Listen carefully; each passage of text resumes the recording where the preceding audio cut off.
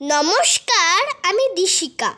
ইছাপুর রোদ্দুরের পক্ষ থেকে সকল ভাষা শহীদদের প্রণাম জানিয়ে কবি চন্দননাথের লেখা কবিতা মায়ের ভাষা আবৃত্তি করে শোনাচ্ছি।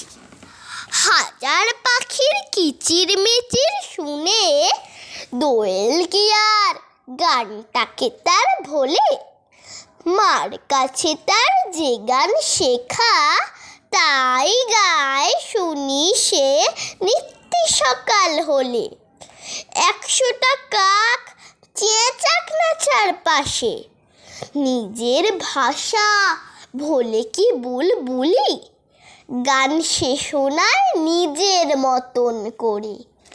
সে বলে তার মায়ের ভাষার বুলি। আমরা তো রোজ এসব দেখি, তাও নিজের ভাষা ভুলি কেমন করে। মনের মাঝের স্বপ্নগুলো কিনা আঁকতে শিখি ভিনদেশি অক্ষরে।